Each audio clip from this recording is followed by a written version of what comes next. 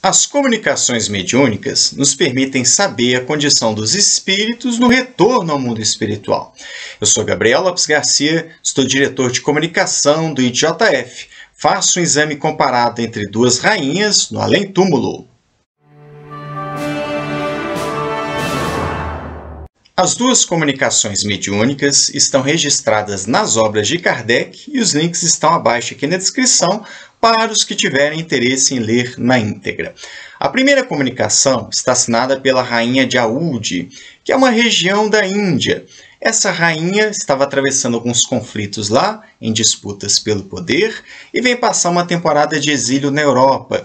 Primeiro na Inglaterra, depois na França, onde ela vem a óbito em 1858, e já no mês seguinte, Kardec a evoca em uma sessão mediúnica, a título de instrução, em uma reunião da Sociedade Parisiense de Estudos Espíritas.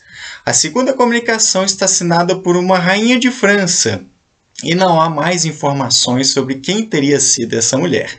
Talvez por causa do estágio em que ela já se apresenta de adaptação no mundo espiritual, conforme vamos ver na sequência. A rainha de Aoudh se comunica mostrando todo o seu orgulho, fala o tempo todo de que ela tem sangue nobre, que ela é diferente do comum das pessoas, reclama do tratamento que estão lhe oferecendo porque ela é uma rainha, merece um tratamento adequado à sua posição. Ela reclama que não tem escravos servindo em todas as suas vontades. E fala mal dos seus funerais, que apesar de todas as pompas que aconteceram em Paris, ela observou que muitas pessoas não dobraram os joelhos diante dela. Ao comentar sobre a religião, ela admite que era muçulmana, mas que ela era muito grande para ficar pensando em Deus.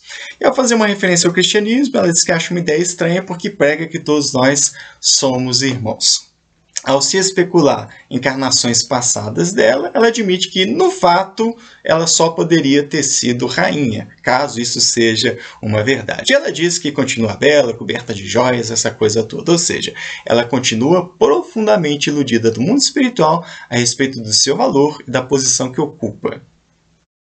Já a rainha de França se encontra em outro patamar de conscientização, de reflexão no seu retorno ao mundo espiritual.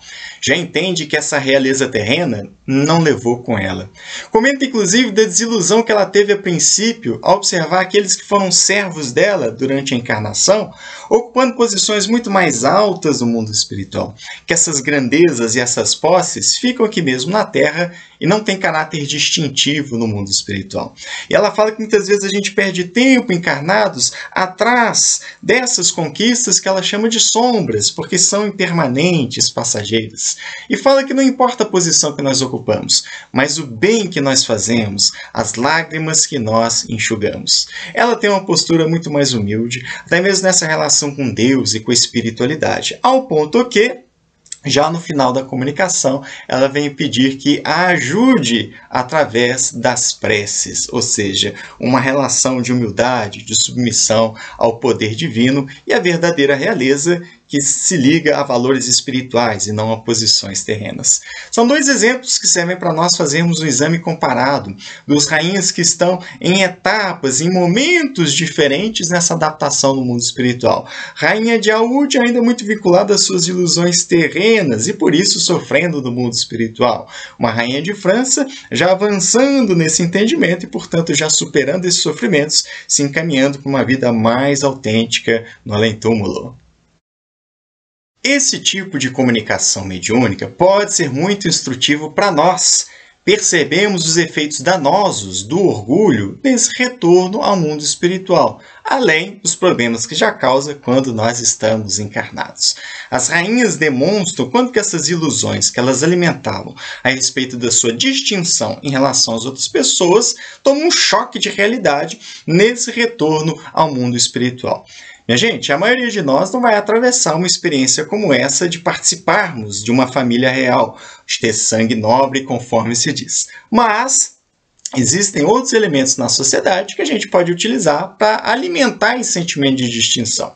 Pode ser um diploma universitário, pode ser a condição econômica, pode ser a posição que a gente ocupa dentro de alguma organização social, dentro de alguma instituição e por aí vai. Não faltam os lugares, as experiências que a gente pode se utilizar a pretexto de nos considerarmos melhores, superiores às outras pessoas. Nada que a morte não venha corrigir de maneira bem direta. Nós estamos no Brasil, o país onde é muito comum se escutar "você sabe com quem está falando?", uma demonstração explícita desse princípio que nós estamos trabalhando aqui. Até mesmo porque, se quem fala isso pensasse a respeito, não diria uma coisa como essa.